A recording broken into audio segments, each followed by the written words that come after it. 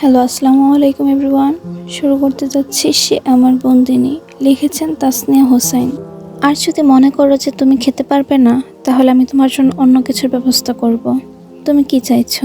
তোমার এই 5জন গার্ড শাস্তি পাক? বীরের গলায় এমন একটি সুর ছিল যে ঈশা আর কোনো প্রতিবাদ করতে পারেনি। সে শুধু কিছুক্ষণের জন্য মাথা ঝুঁকিয়ে রেখে ধীরে ধীরে স্যুপ চামচ ডুবিয়ে মুখে তুলতে শুরু করলো। চোখ থেকে পানি গড়িয়ে পড়বার আগেই মুছে নেয়, নাক টানে। বীর তার সামনে দাঁড়িয়ে রইল। তার চোখের দৃষ্টি এক মুহূর্তের জন্য সরে না, যতক্ষণ না ঈশা পুরোটা খাচ্ছে। বীর তাকানো ছাড় দিবে না। তার শাসন ছিল স্পষ্ট। ঈশা যতটাই অসুস্থ হোক না কেন, তার আদেশ মেনে চলতেই হবে। তাকে সুস্থ থাকতে হবে। এই মেয়ে অসুস্থ হলে তার ভালো লাগে না। শরীরটা যেন এক টুকরো জ্বলন্ত ছাই হয়ে আছে ঈশার। ওষুধের তীব্রতা আর জ্বরের ঘোরে তার চোখ ভারী হয়ে আসছে। সাদা বিছানার চাদর আধা ঘুম হয়ে শুয়ে সে জানালার দিকে মুখ করে আছে। বাইরে কিটি বারবার আঁচড়াচ্ছে দরজায়।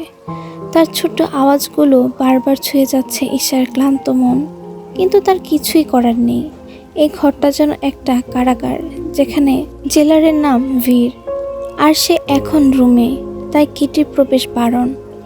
বীর তখনও বসা, চুপচাপ ঈশার ওষুধ খাওয়া দেখছে নিঃশব্দে। মনের ভিতরে কি বয়ে যাচ্ছে বোঝা যায় না তার কঠোর মুখ দেখে। ওষুধ খাওয়া শেষ হতে বীর উঠে দাঁড়ায়। নীরবে ওয়াশরুমে যায়, শাওয়ার নিয়ে বেরিয়ে আসে। ভেজা চুলগুলো টাওয়াল দিয়ে মুছে পিছনে টেনে রেখেছে। পরনে স্লিম ফিট কালো ট্রাউজার আর অ্যাকুয়েট ব্ল্যাক টি শার্ট। তীক্ষ্ণ লুক, চোখ দুটো জলজলে, যেন মায়ের ভেতরেই বিষ। ডিনারটা আজ রুমেই করে বীর। চুপচাপ বসে খায়, কিছু না বলে। তারপর ল্যাপটপ নিয়ে বসে পড়ে। দিনের মিশনের সব ডকুমেন্ট একবারে দেখে শেষ করে। মানচিত্র, অস্ত্র, রুট সব চেক করে। সব কিছু অন্ধকারের মতো নিখুঁত। রাত গভীর হতে বীর উঠে দাঁড়ায়। চোখ তার পরে যায় বিছানার কোণে ঘুমিয়ে থাকা ঈশার দিকে। এক পাশ হয়ে শুয়ে আছে, মুখটা ফ্যাকাশে, কিন্তু তার মাঝেও এক অপার্থিব সৌন্দর্য ঝলসে পড়ছে। এক ভয়ঙ্কর পুরুষের চোখে সে যেন সবচেয়ে নরম দুর্বলতা। বীর বিছানায় আসে। ধীরে ঈশার শরীরে হাত রাখতে টের পায় শরীরটা বেশ গরম। সে চুপচাপ ঈশার বাহু টেনে সোজা করে। ঈশার চোখ আধখোলা, ঘুমঘোর কাঁপা কাঁপা চোখে তাকায় তার দিকে। বীর ঈশার মুখের সামনে আসা চুল কানে গুঁজে দেয়। ঠোঁটে আদরে স্পর্শ দিয়ে ঠান্ডা গলায় জিজ্ঞেস করে, ভালো লাগছে না শরীর? ঈশা কিছু বলে না। তবে যখন বীর তার আরও কাছে আসে, ঘনিষ্ঠ হওয়ার চেষ্টা করে, ঠোঁট ছুঁয়ে মুখে গলায় হাত নামায়, তখন ঈশা কাঁপা ঠোঁটে বলে ওঠে, আমার শরীর ভালো নেই। বীর থামে না। সে ভাবে হয়তো এটা শুধু জ্বরের অজুহাত, তাই সে আরও কাছে টেনে নেয় তাকে। ঠোঁট রাখে ঈশার গলায়। বীরের হাত ঈশার কোমরের দিকে আসতে ঈশা তার হাত চেপে ধরে। সারা শরীরে একটা শিরশিরে কাঁপুনি বয়ে যায়। বীর থেমে যায়। তার চোখে আগুনের মতো রাগ জ্বলে ওঠে। চোয়াল শক্ত হয়ে আসে। তাকে কেউ কোনো কাজে বাধা দিলে সেটা সে নিতে পারে না। ঈশা কাঁপা কাঁপা গলায় বলে, আমার। হঠাৎ বীরের মাথায় কিছু আসে। সে বুঝে ঈশা কি বলতে চাইছে। বীর এক মুহূর্ত চুপ করে থাকে। চোখ বন্ধ করে লম্বা একটা শ্বাস নেয়। পাল্টা কিছু না বলে হঠাৎই সে পুরো শরীর দিয়ে ঈশাকে জড়িয়ে ধরে। বুকের গভীর তাপ আর রাগ একসাথে গলতে থাকে তার নিঃশ্বাসে। তুই আমার, বীর ফিসফিস করে বলে কাঁপা কণ্ঠে। কিন্তু তোর কোনো কষ্ট আমি সহ্য করতে পারি না। তার ঠোঁট পড়ে থাকে ঈশার কপালে, হাত জড়িয়ে থাকে কোমরে। তাদের মাঝে দূরত্ব তখন আর ভয়ানক নয়, বরং একটা ক্ষতবিক্ষত ভালোবাসার নিঃশ্বাসে ভরে যায় পুরো ঘর। ভোরের আলো ফোটে। ঘড়ির কাঁটা তখনও 6টায় পৌঁছায়নি। কিন্তু ঈশার ঘুম ভেঙে যায়। সে কাঁপা হাতে চোখ মুছে চুপ করে পড়ে থাকে কিছুক্ষণ। জ্বর হলে আগে তার মা বাবা সবসময় তার পাশে বসে থাকতো। এখন কোথায় হারিয়ে গেছে সেই দিনগুলো। তার পাশেই ঘুমিয়ে আছে ভয়ঙ্কর পুরুষটা, বীর আলভারেজ। সাদা চাদরের নিচে তাকে দু হাতে ঝাপটে ধরে শুয়ে আছে। ঈশা নিজেকে কোনো মতে ছাড়ায় ভিড়ের বাঁধন থেকে। সারা রাতের ঘোরের পর এখন ঈশা নিজেকে একটু নিজস্ব মনে করে। হালকা করে চাদরটা সরিয়ে নিঃশব্দে বিছানা ছেড়ে আসে। ভিড় যেন অনুভবও করলো না কিছু, কিংবা করেও কিছু বলল না। ওয়াশরুমে ঢুকেই ঈশা আয়নার সামনে দাঁড়িয়ে পড়ে। ঘামে চুপচুপে মুখটা দেখে একটা শীতল শ্বাস ফেলে। জ্বরটা নেমে গেছে। পানির নিচে দাঁড়িয়ে সে চোখ বন্ধ করে দেয়। শাওয়ারের জল পড়ছে একটানা মাথার উপর। পানির নিচে দাঁড়িয়ে থাকায় এই নিঃশব্দ মেয়েটা যেন বীরের বন্দি পৃথিবীর একমাত্র বেঁচে থাকার সৌন্দর্য। শাওয়ার শেষ করে একটা হালকা পার্পল কালারের গাউন পরে সে বেরিয়ে আসে। দরজা খুলে নিচু কণ্ঠে ডাকে, কিটি। দরজার বাইরে এসেছিল ছোট্ট বিড়ালটা। ওর ম্যাও ম্যাও শব্দে একটা কোমল ঢেউ তুলে দেয় ঈশার মনে। ঈশা মাথা নিচু করে বসে, এক হাতে খাবারের পাত্র রাখে, কিন্তু চোখে মুখে ভয়ের ছায়া। বীর জেগে গেলে বিপদে পড়বে সে। এই বিড়ালটা হারাতে চায় না সে। কিটিকে বাইরে রেখে আসে সে, আবার নিঃশব্দে রুমে ঢুকে। কিন্তু সেই মুহূর্তেই তার বুকের ভেতর ধক করে ওঠে। বীর বিছানায় নেই। একটা অস্থির দৃষ্টির তাকায় চারপাশে। বীর তখন আধাশো অবস্থায় পাশের সোফায় বসে আছে, চোখ আধ খোলা, চুল এলোমেলো। তুই কোথায় গেছিলি? বীরের গলা খসখসে কিন্তু ঠান্ডা। ঈশার কণ্ঠ শুকিয়ে আসে, কিছু বলতে পারে না। পায়ে পায়ে সে আবার বিছানায় গিয়ে বসে পড়ে। বীর তাকিয়ে থাকে কয়েক সেকেন্ড, তারপর ধীরে ধীরে উঠে আসে। তার চোখ দুটো গভীর ভেতরে কি আছে বোঝা যায় না। সে আস্তে এসে ঈশার পাশে বসে, গায়ে হাত দিয়ে তাপমাত্রা বোঝার চেষ্টা করে। জ্বর নেই দেখে একটু স্বস্তি পায় সে। তারপর গম্ভীর গলায় বলে, আমি বলেছিলাম না আমি ঘুম থেকে ওঠার আগে যেন আমার পাশ থেকে না ওঠো তুমি। ঈশা চুপ করে থাকে, কি বলবে সে। বীর বলে, নেক্সট যেন আর বলতে না হয়। কথাটা বলেই বীর উঠে দাঁড়ায়। সব প্রস্তুত। বাইরে প্রাইভেট জেট, বডিগার্ড, অস্ত্র, সব কিছু রেডি। মাফিয়া সাম্রাজ্যের প্রত্যেকটা মানুষ অপেক্ষা করছে একজনের জন্য, বীর আলভারেজ। কিন্তু আজ ঠিক এই প্রথমবার বীরের মন সায় দিচ্ছে না, কোথাও যেতে ইচ্ছে হচ্ছে না। শার্টের বোতাম গুছতে গুছতে সে একবার তাকায় সোফায় বসে থাকা মেয়েটার দিকে। ঈশা চুপচাপ একটা গ্লাস ধরে আছে, জুস হাতে সে অল্প অল্প করে খাচ্ছে। বীর ধীরে বলে, কাম হিয়ার। ঈশা একটু দ্বিধা নিয়ে এগিয়ে আসে। বীর এগিয়ে এসে তাকে একটানে কাছে টেনে নেয়। তার ঠোঁটের কোণে থেকে একটা চাপা শ্বাস বেরোয়। Hold me once, like you never want me to leave. Isha বিস্ময়ে তাকিয়ে থাকে তার দিকে। বীর নিজেই ঈশাকে শক্ত করে জড়িয়ে ধরে, চোখ বন্ধ করে গভীরভাবে শ্বাস নেয়। তারপর কপালে চুমু খেয়ে বলে, নিজের খেয়াল রাখবে, খাওয়া দাওয়া ঠিক মতো করবে, আমি দ্রুত ফিরব। তারপর একটিবার আর পিছনে না ফিরে দরজার দিকে এগিয়ে যায়। আর ঈশা চুপচাপ দাঁড়িয়ে থাকে। বাইরে ইঞ্জিনের গর্জন বাজে, আর বীর রওনা দেয় অচেনা এক যুদ্ধের ক্ষেত্রে। বীরের রাজত্বে এখন 4টে দেশ নতজানু। এখন তার চোখ পড়েছে গুয়াতেমালায়। এটি একটি ছোট তবে দুর্ধর্ষ মাফিয়া শাসিত অঞ্চল, যার জঙ্গলে গড়ে উঠেছে এক ভয়ঙ্কর অপরাধ সাম্রাজ্য।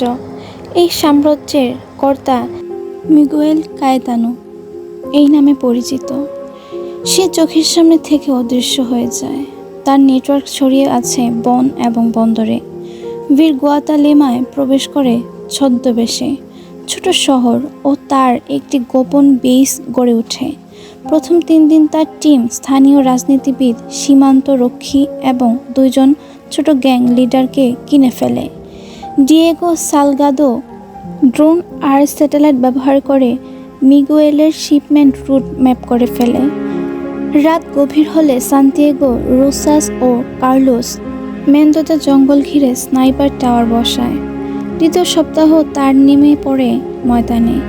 ভোরবেলা বৃষ্টি পড়ছে।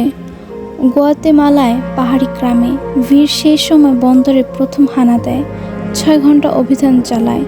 তারা মিগুয়েলের 2টি কোকেনি স্টোরেজ উড়িয়ে দেয়। তারপর গুপ্তচর বসিয়ে দেয় মিগুয়েলের গ্যাংয়ে। সামনে দাউ দাউ করে জ্বলতে থাকা আগুনের সামনে সিগারেটের ধোঁয়া ওড়াতে ওড়াতে ভিড় বলে, রাজত্ব পেতে রাজা হতে হয় না, সিংহলিপি থাকলেই চলবে। কিন্তু 16তম দিন ঘটে যায় এক অনাকাঙ্ক্ষিত ঘটনা। মিগুয়েল টের পায় তার রাজ্যে অন্য এক ছায়া পা রেখেছে। যা কিছু হচ্ছে এগুলো সব নিছক কি ঘটনা, দুর্ঘটনা না। সেও নেমে পড়ে টক্কর দেওয়ার জন্য। রাত তখন 3:28। বীর তার রুমে। সে এক দৃষ্টিতে তাকিয়ে আছে ল্যাপটপের স্ক্রিনে। সেখানে ঈশার ঘুমন্ত মুখশ্রী ভেসে উঠেছে, আর বুকের উপর ঘুমিয়ে আছে তার বিড়াল। বীরের মাঝে মাঝে রাগ হয়, সবসময় এই বিড়ালটা তার সাথে সাথে লেপ্টে থাকে। কিন্তু আবার ঈশা খুশি আছে, এজন্য কিছু বলে না বীর চায় ঈশা তার সাথে সহজ হয়ে উঠুক, তার সাথে মানিয়ে নিক নিজেকে। ওই রাতে পাল্টা আক্রমণ হয়। বীরের জন্য সব ইনফরমেশন কালেক্ট করা গার্ড তাদের হাতে পড়ে যায়। বীরের 2 লয়াল গার্ড ছিল তারা, ডোমিনিকো সালদিভার ও ফ্রান্সিসকো ক্যাসো। তাদের গুলি করে রাস্তার পাশে ঝুলিয়ে রাখে গাছের সাথে। বীরের কাছে এই খবর আসতেই সে এগুলো শুনতে প্রচণ্ড রেগে যায়। চিৎকার করে বলে, তাদের রক্তের প্রতিটি ফোঁটার দাম দিতে হবে তোকে মিগুয়েল। তুই কার সাথে লড়তে এসেছিস জানিস না, তোর অস্তিত্ব ধ্বংস করে ফেলবো আমি। বীর বিশ্বস্ত গার্ডদের মৃত্যুর পর আরও বেশি অ্যাগ্রেসিভ হয়ে ওঠে। ওদের ধ্বংসের জন্য জাল বিছাতে শুরু করে। 21তম দিন সকাল থেকে গুয়াতেলেমার বৃষ্টি, জঙ্গলের মাঝে ধোঁয়াচ্ছন্ন এক নীরবতা। বীর প্রস্তুত। সে জানে ওই দিন ওই রাত তার প্রাইভেট আর্মি পাহাড়ি পথে বিভক্ত হয়ে গেছে। বীর তার সিগনেচার ব্ল্যাক গিয়ারে, হাতে গ্লক 17, 3 দিক থেকে তার আক্রমণ করবে তারা, যাতে কেউ পালাতে না পারে। উত্তর দিক মেটিয়াস কার্টেজ পাহাড়ি ট্রাক রুট বন্ধ করে। দক্ষিণ দিকে সান্তিয়াগো ও হাবিয়ের মোরালেস অস্ত্রের ডিপো ধ্বংস করে। কেন্দ্রে বীর নিজেই যায়, তার সাথে ডিয়েগো, নিকো, এনরিকো আর বাকি গার্ডরা মুখোমুখি হয় মিগুয়েলের সঙ্গে। 12 জনের টিমে এখন সক্রিয় সদস্য বাকি 9 জন। মিগুয়েলের লোকেরা এখন জঙ্গল ঘিরে ফাঁদ বিছিয়েছে, তারাও ছেড়ে দেওয়ার পাত্র না। বীরের করা আদেশ, আমরা আঘাত করব, কিন্তু চোখে চোখ রেখে, পেছন থেকে নয়। ডিয়েগো সব ডকুমেন্ট ও রুট নিশ্চিত করেছে। এনরিকো মেন্দোজা ও রিকার্দো ভেসেলাগো সব অস্ত্র প্রস্তুত রেখেছে, সাইলেন্সার থেকে গ্রেনেড সব। আকাশ ভারী, বৃষ্টি থেমে গেছে, তবে মাটির প্রতিটি কোণা কাদায় ভিজে যেন প্রস্তুত রক্ত শোষার জন্য। রাজবীর আলবারেজ পাহাড়ি ঢাল বয়ে নেমে এসেছে, তার চোখে আগুন। সে জানে আজকের রাত যদি জিতে যায় তাহলে পুরো গুয়াতেলেমা তার পায়ের নিচে, আর এটা ছিনিয়ে নেওয়ার জন্য তাকে যা করতে হয় সে করবে। মিগুয়েলের বুঝতেই পারেনি বীর 4 দিন থেকে ঘেরাও করেছে তাকে। মেটিয়াস ও ডোমিনিকো 12 জন ফাইটার নিয়ে ল্যান্ডমাইন বিছিয়ে দেয়। এক ঝটকায় ফেটে পড়ে 3টি ট্রাক্টর, আগুন জ্বলতে থাকে। আগুনের শিখায় ছিন্ন হয়ে যায় মিগুয়েলের 7 জন লোক। সান্তিয়াগো ও এনরিকো শ্যুট করে 2 জন স্নাইপারকে। এরপর সাজোয়া গাড়ি বসানো মেশিন গানে গুলি চালাতে শুরু করে। মিগুয়েলের লোকজন দিশেহারা, আতঙ্কে সরে চিৎকার করতে শুরু করে। বীর ও ডিয়েগো এগিয়ে আসে কালো হুডি পরে। তারা প্রাচীর ভেঙে গেট উড়িয়ে দেয়। মিগুয়েল বুঝে গেছে বীর ভয়ঙ্করভাবে প্ল্যান করেছে। সে নিজেই অস্ত্র তুলে নেয়, সঙ্গে 22 জন সিকিউরিটি হেড। এক মুহূর্তেই সাইরেন বাজতে থাকে, অ্যালার্ম মোড। শুরু হয় গুলির তাণ্ডব। প্রথম ধাপে মিগুয়েল গুলি চালিয়ে বীরের গ্যাংয়ের 2 জনকে হত্যা করে। বীর তখন সামনেই, তার মাথা নিচু, চোখ রক্তলাল। সে নিজের হাতে ছুরি চালিয়ে এক সিকিউরিটি গার্ডের গলায় বসিয়ে দেয়। পুরো দুর্গ রণক্ষেত্রে রূপ নেয়। জ্বালিয়ে দেওয়া হয় অস্ত্রাগার। মিগুয়েলের লোকেরা মরতে মরতে পিছিয়ে যায়।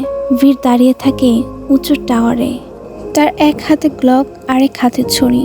সে চিৎকার করে বলে, আমার লোকেদের মেরে বেঁচে যাবে ভেবেছিলি? এখন গিল নিজের রক্ত। ভিড়ের মানুষেরা চারদিক থেকে ঘিরে ফেলেছে মিগুয়েলের দুর্গ।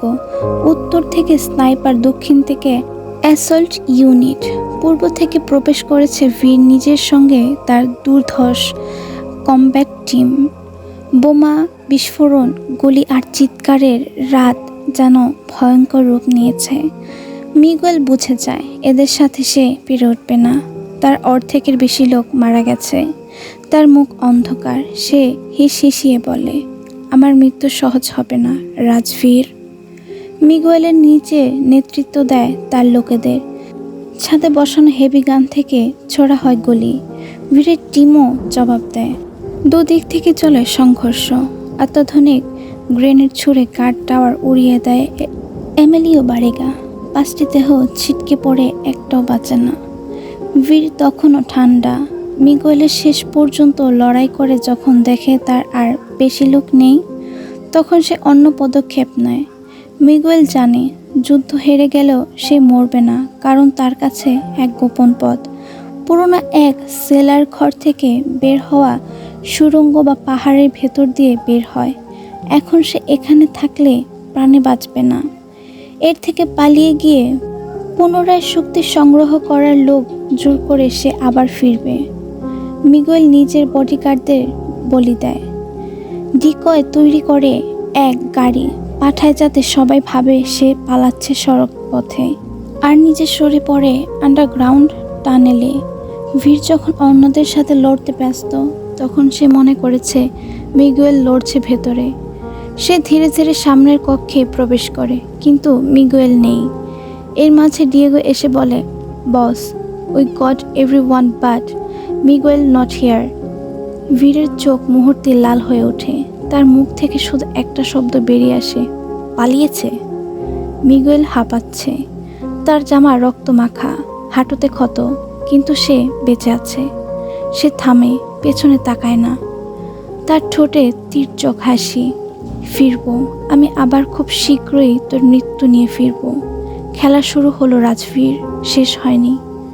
খেলা আমি শেষ করব। দুর্গ দখলে নাই ভিড়। এই এলাকা এখন তার নিয়ন্ত্রণে। কিন্তু মিগুয়েল পালিয়ে যাওয়ায় সে জানে যুদ্ধ শেষ হয়নি। সে অন্য কোনো মাফিয়ার সাথে হাত মিলিয়ে আবার ফিরবে। এর জন্য তাকে আগে মিগুয়েলকে শেষ করতে হবে। ওকে শেষ করলে তার পথের কাঁটা শেষ। ভিড় এখন শুধু রাজা হতে নয়, শিকারী হতে প্রস্তুত। ভিড় গুপ্তচর ছড়ায় পুরো গুয়াতালেমায়, যেন মিগুয়েল কোথায় লুকিয়ে আছে খুঁজে বের করা যায়। সে যুদ্ধ জিতেছে, কিন্তু তার বুকের ভেতর প্রতিশোধের আগুন এখনো নিভেনি। মিগুয়েল বেঁচে আছে, এটাই তার কাছে অসম্মান। ভিড় তাকায় পেছনে ঝলসে যাওয়া দুর্গের দিকে। তার হাতে রক্তমাখা ছড়ি। মাথার উপর উঠছে একটি কালো পতাকা, তার চিহ্ন, তার শাসন। সব রাজ্যকে এক করতে হলে রক্ত ঝরাতেই হবে, আর সে তার জন্যই এসেছে। কিন্তু রাজ্য তার হলেও শান্তি নেই, কারণ সে যাকে চায় সে তার কাছ থেকে এখন দূরে, আর এই দূরত্বটাই তাকে পোড়াচ্ছে। রাত অনেক হয়েছে, কিন্তু ভিড়ের চোখে ঘুম নেই। ভিড় জানে এখনই মেক্সিকো ফিরে যাওয়া সম্ভব না। এই মুহূর্তে একটি ভুল সিদ্ধান্তের ফল হতে পারে ভয়ানক, কারণ মিগুয়েল পালিয়ে গেছে। তার সবচেয়ে ভয়ঙ্কর শত্রু, যাকে এতদিন ধরে কষ্ট করে পুনঃঠাসা করেছিল, সে আজ হাওয়ায় মিশে গেছে। মিগুয়েল কখনোই হাল ছাড়ার মতো পুরুষ না। সে আবার ফিরে আসতে পারে, হয়তো এবার আগের চেয়ে বড় আঘাত নিয়ে। এখনকার বাকি যে কজন গোপন মাফিয়া আছে, মিগুয়েল ওদের সঙ্গে হাত মেলাতে পারে যে কোনো সময়। এখন যদি ভিড় রাজ্য ছেড়ে যায়, তাহলে সে ফাঁক গলে মিগুয়েল এক ঝড় বইয়ে দেবে, যা হয়তো থামানোই সম্ভব হবে না। তবু ঈশার কথা মাথায় থেকে সরাতে পারছে না সে। তার চোখের সামনে বারবার ভেসে উঠছে মেয়েটার মুখ, তার চোখের গভীরতা, তার হাসির উজ্জ্বলতা। এক মুহূর্তও তাকে ভুলতে পারছে না। সে দূরে থাকলে ভিড়ের নিঃশ্বাস আটকে আসে। তাকে দেখার জন্য ভেতরটা ছটফট করে। দুর্গের সিংহভাগ কক্ষে বসেছে গোপন বৈঠক। চেয়ারগুলিতে একে একে বসে আছে ভির, নিকো, এনরিকো, সান্তিয়াগো, ডিয়েগো এবং মেটিয়াস। ঘরের মাঝখানে বিশাল ম্যাপ টানানো, তাতে না জায়গা চিহ্ন করা লাল আর কালো মার্কার দিয়ে মিগুয়েলের আগের ঘাঁটি ও সম্ভাব্য চলাচলের পথ।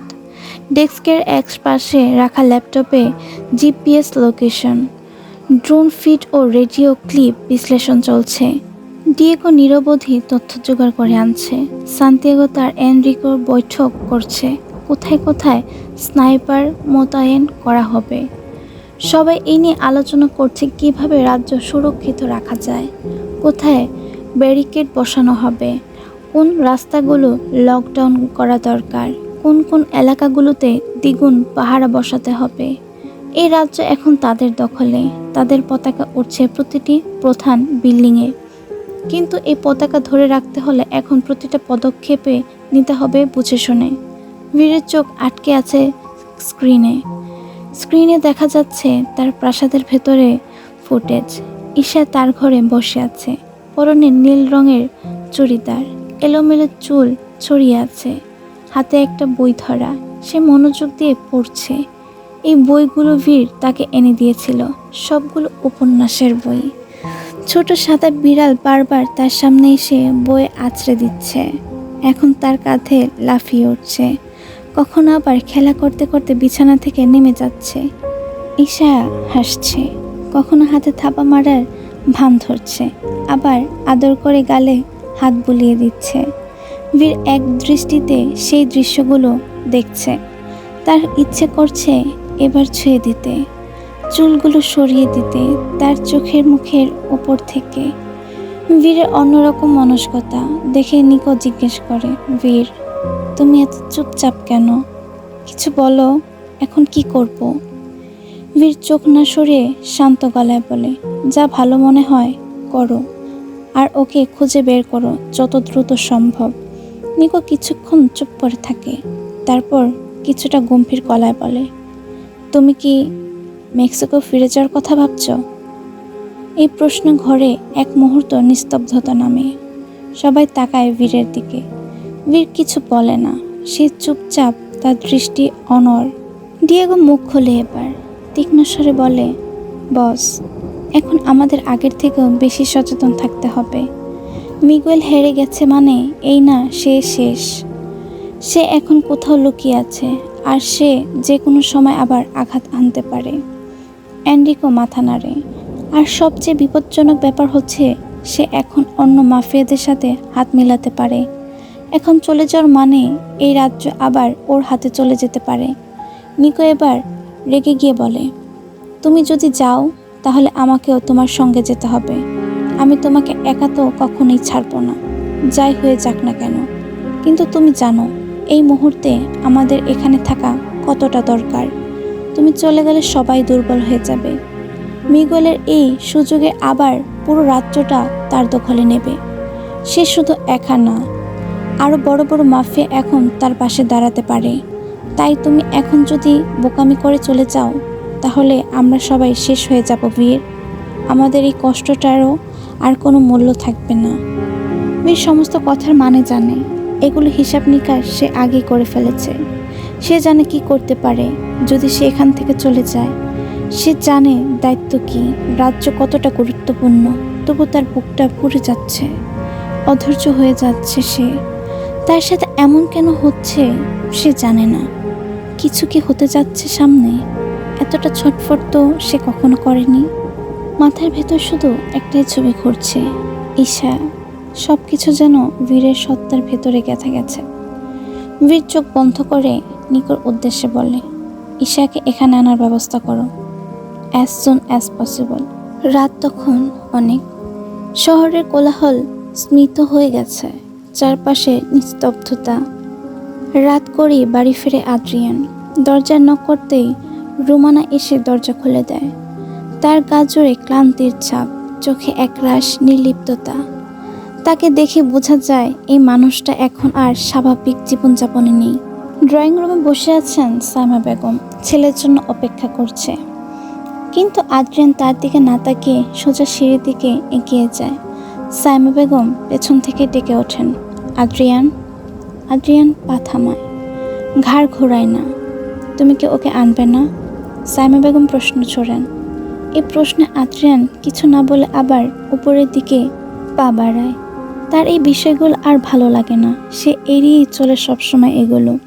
আবার ও সাইমা বেগম ডাকেন। এবার তার গলায় কষ্ট ঝরে পড়ে। 3 মাস হয়ে গেছে, রাহি চলে গেছে। তোমার কি একবারও মনে হয় না তোমার ওকে গিয়ে নিয়ে আসা উচিত? আর নিজেকে সামলাতে পারে না আদ্রিয়ান। সে ঘুরে দাঁড়িয়ে উচ্চস্বরে চেঁচিয়ে ওঠে, না, আমার মনে হয় না। ওকে আমি আনিনি, ওকে আমি যেতেও বলিনি। তুমি এনেছো, তোমরাই এনেছো, তোমরাই চেয়েছো। এখানে বারবার আমাকে কেন জড়াচ্ছ? সাইমা বেগম একটু নরম কণ্ঠে বললেন, এভাবে আর কতদিন জেদ ধরে রাখবে? নিজের জীবনটা এভাবে নষ্ট করে ফেলেছ। আমরা আর কতদিনই বা বাঁচব? আমরা চাই তুমি যেন নিজের জীবনটা গুছিয়ে নিতে পারো, না হলে আমরা মরেও শান্তি পাবো না। রাহি অনেক ভালো মেয়ে, আর ও তোকে অনেক ভালোবাসে। ওকে বিয়ে করে নে বাবা। কিন্তু আদ্রিয়ান দৃঢ় গলায় বলে ওঠেন, আমি বিয়ে করব না, না রাহিকে আর না অন্য কাউকে। সাইমা বেগম অনেক কিছু বললেন ছেলেকে, তার কণ্ঠে আবেগ, চোখে জল, মনে হাজারো দুঃখ। আদ্রিয়ান, তোর বাবার শরীরটা ভালো নেই। মেয়েটা চলে যাওয়ার পর থেকে তিনি একেবারে চুপচাপ হয়ে গেছেন। শরীরের রোগ বাসা বেঁধেছে। আমিও কোন দিন মরে যাই ঠিক নেই। তোর এই জীবনটা এভাবে এলোমেলো ছেড়ে গেলে আমরা যে মরেও শান্তি পাবো না। আদ্রিয়ান চুপচাপ দাঁড়িয়ে থাকে। তার মুখে কোনো প্রতিক্রিয়া নেই, কোনো ভাবান্তরও নেই। সব কিছু শুনে সে নিশ্চুপ, যেন অনুভূতিহীন। সাইমা বেগম ছেলেকে এভাবে চুপচাপ থাকতে দেখে শেষবারের মতো বলেন, তুই কি ওকে আনতে যাবি না? আদ্রিয়ান খুব গম্ভীর গলায় শুধু একটি শব্দ উচ্চারণ করে, না। তারপর এক মুহূর্তও দাঁড়ায় না, চুপচাপ সিঁড়ি বেয়ে উপরে উঠে যায়। পেছন রেখে যায় এক অসহায় মাকে, যিনি শুধু একটাই চাওয়া নিয়ে বেঁচে আছেন, ছেলের জীবনটা যেন গুছিয়ে যেতে পারেন। মেয়েটা তো তার আর নেই, বড় ছেলেটার জীবন গোছানো আছে, কিন্তু তার ছেলেটার কি হবে? আদ্রিয়ান চুপচাপ নিজের রুমে ঢুকে। তার মুখে কোনো রাগ নেই, কোনো অভিব্যক্তি নেই, শুধু একরাশ ক্লান্তি। হাত বাড়িয়ে ঠাস করে দরজা বন্ধ করে দেয়। ঘরটা নিঃশব্দ হয়ে পড়ে। এক অজানা ভার যেন আকাশ থেকে নেমে আসে এই 4 দেওয়ালে। আদ্রিয়ান ধীর পায়ে এগিয়ে বিছানায় গা এলিয়ে দেয়। চোখ দুটি বন্ধ করে রাখে কিছুক্ষণ। বুকে যেন এক অদৃশ্য পাথর চেপে বসে আছে। শ্বাস নিতে কষ্ট হচ্ছে। এই শূন্যতা তাকে দিন দিন গ্রাস করে ফেলেছে। তার কপালে ঘামে ভিজে আছে, কিন্তু ঘরের ভেতর গরম নেই। হঠাৎ একটা চিরচেনা কণ্ঠস্বর ঘরের নিস্তব্ধতা ভেঙে দেয়, মামুনির সাথে এত খারাপ ব্যবহার করিস কেন? দিন দিন জঘন্য হয়ে যাচ্ছিস তুই। চমকে উঠে চোখ মেলে আদ্রিয়ান। সামনে তাকিয়ে থাকে কিছুক্ষণ। হঠাৎ চোখের সামনে ঘন ধোয়ার পর্দা সরতে থাকে। বেরিয়ে আসে এক চেনা অবয়ব। সাদা কাপড়ে বসে আছে সাফা। বিছানার এক পাশে ঠোঁটের কোণে এক চিলতে মৃদু হাসি, চোখের পুরনো সেই উজ্জ্বলতা, অথচ কোথাও যেন হালকা দুঃখের ছাপ। আদ্রিয়ান চুপচাপ তাকিয়ে থাকে তার দিকে, কিছু বলে না। চোখ দুটো ঝাপসা হয়ে আসে। সাফা আবার বলে ওঠে, দাড়ি কাটিস না কেন? দিন দিন বুড়ো হয়ে যাচ্ছিস। তার গলায় আছে ছেলে মানুষই, আবার কোথাও স্নেহ মাখা আদর। আদ্রিয়ান কাপা গলায় বলে ওঠে, কিন্তু তুই আগের মতোই আছিস, ঠিক যেভাবে ছেড়ে চলে গিয়েছিলি। তার কণ্ঠে যন্ত্রণা, হারিয়ে ফেলার হাহাকার। সে এখনো বিশ্বাস করতে পারে না সাফা নেই, মানতে পারে না এই নির্মম সত্যিটা। সাফার চোখ কেঁপে মৃদু গলায় সে বলে ওঠে, বিয়েটা করে নে আদ্র, এভাবে জীবন চলবে না রে। আদ্রিয়ান চোখ সরিয়ে নেয়, মাথাটা বিছানায় গুজে ফেলে। চলছে তো, এভাবে চালিয়ে নেব বাকিটা জীবন। তার ঠোঁটে একটু হাসি নেই, আছে আত্মবিসর্জনের ঘোষণা, মৃত ভালোবাসার প্রতিধ্বনি। সাফা এবার গভীর কণ্ঠে বলে, ছেলে মানুষই করিস না আদ্র। মামা মামুনি অসুস্থ, তাদের দিকটাও বোঝ। আমি নেই আর তোদের মাঝে। আদ্রিয়ান চোখ বন্ধ করে ফেলে, নিঃশব্দে বলে ওঠে, আছিস, আমার সামনে, আমার রুমে, আমার নিঃশ্বাসে।